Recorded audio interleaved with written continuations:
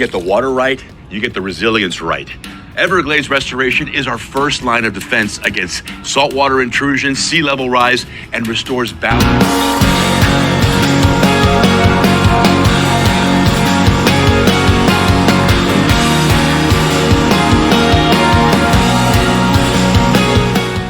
Grandmother had two collies. I remember loving the show Lassie on TV, and my grandmother had a Lassie.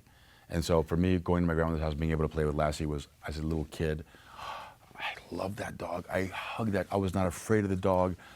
There was two. There was Kent and there was Diamond. Diamond looked more like Lassie. Kent was a black and white collie. But I loved those dogs. There was a cat named PK. And then finally, when I was 4 years old, I went to my best friend's birthday party. My best friend, his birthday is in April. And so his mother decided in all her wisdom to give everybody bunnies as a party gift. And my mother was like, what? I went home with this bunny, and I loved this bunny. And that was my first pet ever. I had a bunny. And I loved it so much that I wanted it to make friends with the Doberman Pinscher next door. So one day I wanted to, this is a horrible story. I don't even know why I'm telling it.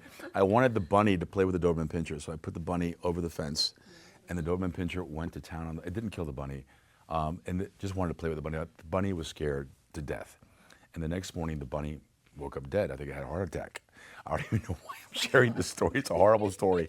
But I think that moment had I've never been so sad in my entire life. And I think that moment made me want to protect animals, because I, as an innocent child, thought I was doing something good, and it wound up being something bad. So I think in a small voice, that 4-year-old boy wanted to make that right later on in life. And so I think I became the St. Francis of Assisi in that moment, and wanted to be the protector of animals. Yeah.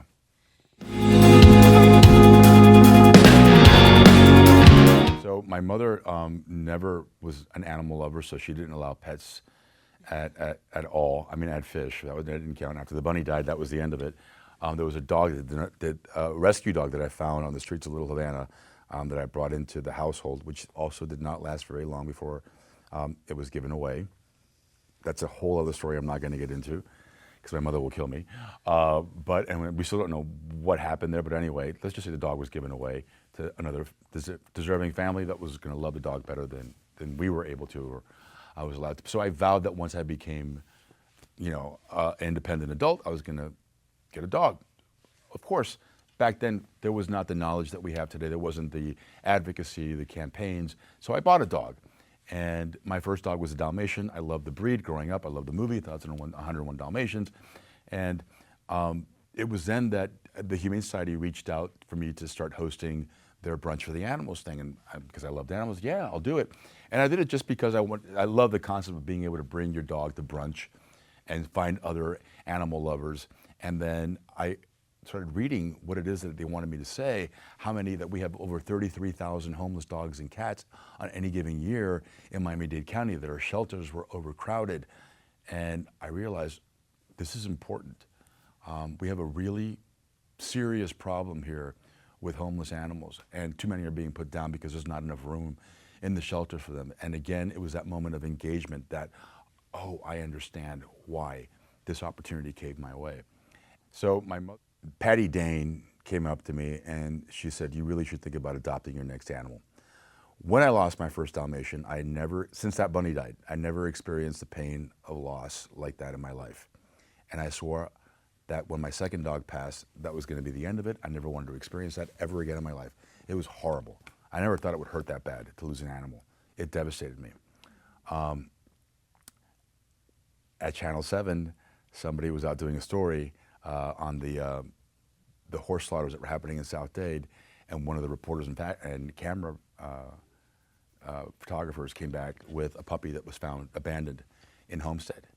And the photog attempted to bring the dog home to her house, and then her landlady found out that she had a puppy that she was not supposed to have, and she came back in tears into the newsroom with this puppy and said, they're going to evict me, I can't have the puppy, and I don't want to take it to the shelter, they're going to kill the puppy, and nobody was stepping up. And I was like, come on, no one's saying anything? I'm like, fine, I'm going to foster this puppy, but collectively, we as a newsroom, we're going to find this puppy a new home. Well, that was it. I took the puppy home. I took it to the vet. You know, I fell in love with the puppy, and she was my first failed foster. But that act of rescuing my first dog, oh my God, it changed me. And I became an advocate for rescue. I never again bought another animal in my entire life, and I've always adopted ever since then. My Dalmatian now is a deaf Dalmatian. Finally, Patty Dane, she got me to adopt one of her dogs. You know, an 8-month-old puppy Dalmatian, born deaf, whose original family, when they found out it couldn't hear, they threw it away like garbage. It was found abandoned in the panhandle of Florida, picked up by Animal Services near Tallahassee. Whenever a purebred dog enters the Animal Services community, they reach out to the rescue groups. Patty Dane, Dalmatian Rescue, went to Tallahassee, brought the dog back to Miami. She knew that I was coming back from Los Angeles, and she said, I have this 6-month-old puppy Dalmatian, do you want it? I'm like, yeah, I'll take it. There's one thing, he's deaf. I go, well, I don't know how to take care of a deaf dog. She says, you'll learn. And I did, and he's the best dog ever, and I can't even imagine someone would have ever thrown this dog away, because he's the sweetest boy in the whole wide world. Look how much you can change a life. When you're able to give another life form that much love, they give you that much more love back in return. That to me, I didn't rescue the dog rescued me, you know? I'm convinced of that.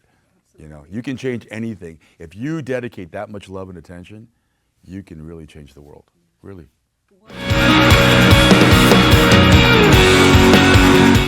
Adopt. Don't even think about it twice. Adopt. There's so many homeless dogs and cats out there that need a home. Open your heart, open your home. It will change your life. It's fulfilled my life. I know that dog every day wakes up the way that dog looks at me. I know that dog recognizes in their own dog way, their own dog language, that recognizes that I made an impact on their life, and I'm offering them this brand new life and giving them everything that I can to make sure that they live their best life ever. Adopt. Don't even think about it twice. Adopt. There's so many homeless dogs and cats out there that need a home. Open your heart, open your home. It will change your life. It's fulfilled my life. I know that dog every day wakes up the way that dog looks at me. I know that dog recognizes in their own dog way, their own dog language, that recognizes that I made an impact on their life, and I'm offering them this brand new life and giving them everything that I can to make sure that they live their best life ever. Adopt.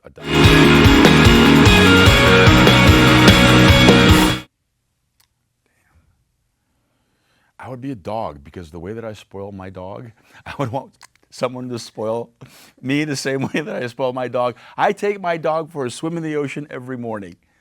I take my dog to the fanciest restaurants. I give him bougie food. My dog sleeps with me on 500 thread count sheets.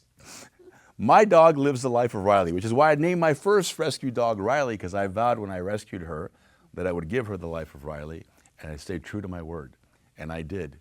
I gave her the best life I possibly could, and I'm giving this new dog the best life I could possibly. So I'd come back as a dog, because I would like to think that that's reciprocal, that karma comes back to you. So I know how much I've given these dogs. I would like to think that if I come back as a dog, that some beautiful human would give me the same kind of love and compassion and wonderful life that I've given these two animals.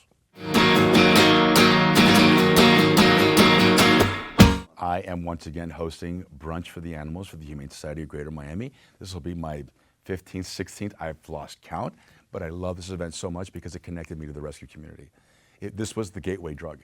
It was my first Brunch for the Animals that made me an animal advocate. So I'm always incredibly grateful to the Humane Society of Greater Miami for introducing me to the rescue world and helping me discover this voice, to be an animal advocate, to use my platform for the greater good and help all these animals out there that need our help, that need our support.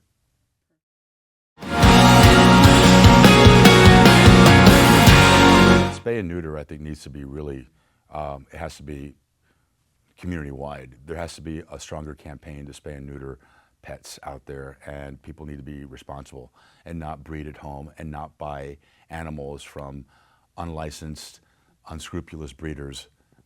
Puppy mills need to be shut down. Pet stores that don't subscribe to those highest of standards. I would not like to, I don't want to say that, but I think that we should really be, if we're going to bring an animal into our lives, we should rescue. There's so many unwanted, even if you want a pure breed dog or a pure breed cat, there are rescue organizations out there right now that solely focus on that breed that can get you to adopt as opposed to buying one from a kennel, especially a pet store. Nobody wants that, or a puppy mill, God forbid. There are too many unwanted dogs out there that need a loving home. Stop, don't shop. You know, open your heart, open your home.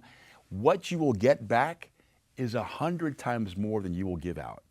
Really, the love that you receive or the love that you give will benefit you. You will feel that 1,000,000 times more. It's the most incredible feeling in the world, knowing that you've changed a life and made a life better and saved a life.